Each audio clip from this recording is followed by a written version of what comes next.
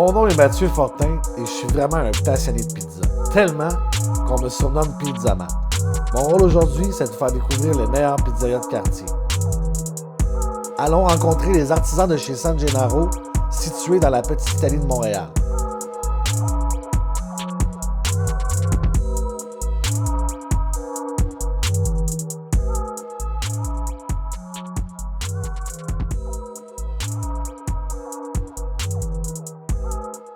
Mauro, on est chez toi aujourd'hui, chez San Gennaro, situé dans la petite Italie de Montréal. Merci de nous accueillir parce qu'aujourd'hui, tu vas nous expliquer un petit peu, ou plutôt démystifier, c'est quoi la pizza romaine ou al taglio. Merci beaucoup Mathieu, c'est un grand plaisir pour nous. On va vous expliquer quelques secrets qu'on a appris avec Gabriele Bonci, un fameux pizzaiolo à Rome, et avec Lucarelli, un autre fameux pizzaiolo. OK. Donc, tu vois, si c'est moi qui se trompe, la pizza romaine gagne beaucoup en popularité à Montréal. Les gens la découvrent ou la redécouvrent sous certaines facettes. Ici, chez San Gennaro, à ce que je vois et ce que je sens, on l'interprète de différentes façons avec des ingrédients que j'avais jamais vus, en fait. Oui, c'est ça. En fait, la pizza romaine, relativement à la pizza napolitaine, c'est nouveau. C'est plus sur la côté fantasy que la côté traditionnelle que la pizza napolitaine. Alors, on peut mettre différents ingrédients plus intéressants ou plus locaux, disons. OK. Parle-moi un peu, parce que moi, ce qui m'impressionne toujours de voir cette pizza-là, c'est que elle est tellement légère quand on la mange, quand on la déguste. Et aussi, ce qui m'impressionne, c'est le fait de voir les bulles, les alvéoles sur le côté. Explique-moi un peu pourquoi ça fait ça. C'est quoi la méthode qui fait en sorte que ça lève autant? Alors, le but, c'était de faire un pizza très alvéolé, digérable, léger. La méthode de faire ça, on a découvert que c'est une haute hydratation de pâte à pizza. Ça signifie qu'il y a beaucoup d'eau dans la pâte et ça permet à la pâte à ouvrir dans le four avec la chaleur. Parfait, parfait. Donc, quand vous faites votre préparation de pâte, on peut dire, là, tu parles d'hydratation, tout ça, pour les gens, c'est un peu plus scientifique, mais ça peut prendre facilement 2 à 3 jours à lever une pâte pour faire une pizza romaine. Là. Oui, nous, présentement, on utilise 48 heures jusqu'à 72 heures, là, 2 à 3 jours, mais ça peut aller jusqu'à 4 jours aussi, pour donner même un coup de plus légère. OK, parfait. Donc, pour garder son aspect, comme tu dis, de pizza légère, le côté croustillant, on veut pas que ça soit mouillé. Écoute, c'est vraiment quelque chose qui est excellent en bouche.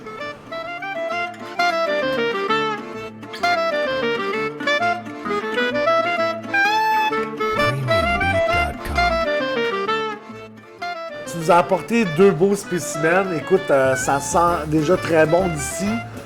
Explique-nous, c'est quoi, quelle sorte qu'on a devant nous aujourd'hui? Parce qu'on... Oui. Juste pour savoir où est-ce qu'on s'en va avec ça. Alors, je vous présente 2 options, les 2 meilleurs vendeurs ici à San Gennaro. On a une option plus classique, la margherita. C'est vraiment un mozzarella fraîche, une tomate San Marzano qu'on importe de l'Italie et basilic fraîche. Vraiment très simple, très délicieux. Super. Et celle-ci qui est aussi très alléchante à la vue. Une autre option plus fantasy, disons, OK. c'est on écrase des pommes de terre avec la mozzarella, un peu de parmesan. Après, on fait fondre un fromage caciocavallo fumé par-dessus à la fin de cuisson. Wow. Donner un côté fumé, fromage. Donc, on a le côté fromagé, croustillant de la pâte, puis on finit avec un petit goût de fromage fumé. Bien, c'est excellent.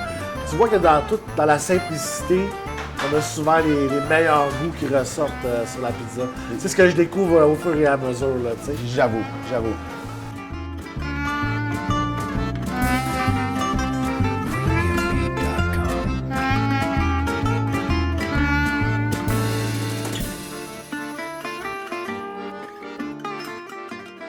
Là, Mauro, on est rendu au moment que j'aime le plus, la dégustation ou manger tout simplement.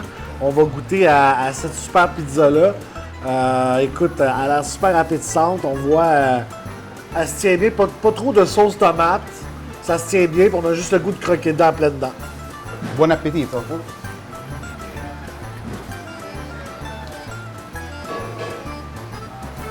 Qu'est-ce que t'en penses? Oh. Je peux manger la pizza tous les jours. On dit molto gusto, Buonissimo. buonissimo.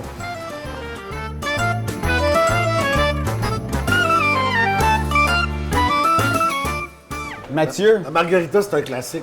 C'est sûr que c'est la première pizza que je vais déguster quand je découvre un endroit.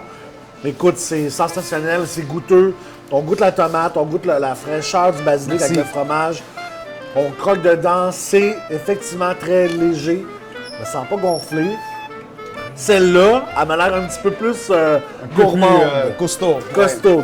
Donc, avec purée de pommes de terre, fromage et recouvert de cacio cavallo qui donne un petit goût fumé. Exactement. Ben, j'ai hâte de voir ça. Allez-y. Je vais prendre tout le temps les plus grosses pointes, moi. Je mange la pizza tous les jours, alors je dois prendre les plus petits. Belle alvéolature. Fromage est bien fondu. On voit vraiment le fromage qui se marie, les ingrédients qui sont... On va goûter ça.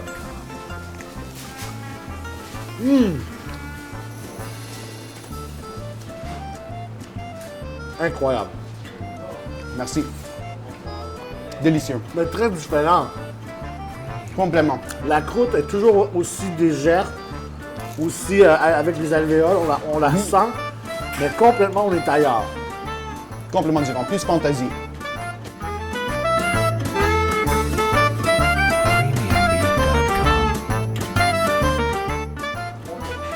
On est maintenant rendu au moment de la question qui tue. Mauro, toi, en tant que fan de pizza et opérateur de pizzeria, où est-ce que tu aimes manger la pizza à Montréal? À Montréal? Oui.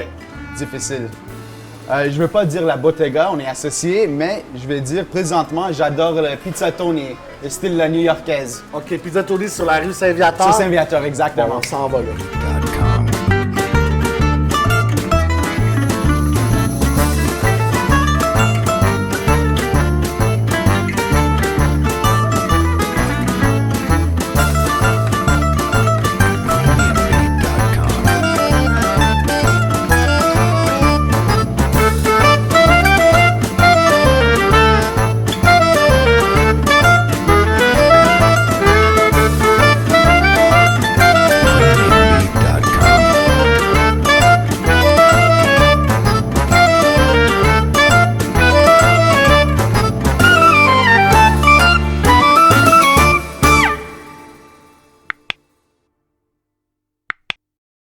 Mamma mia!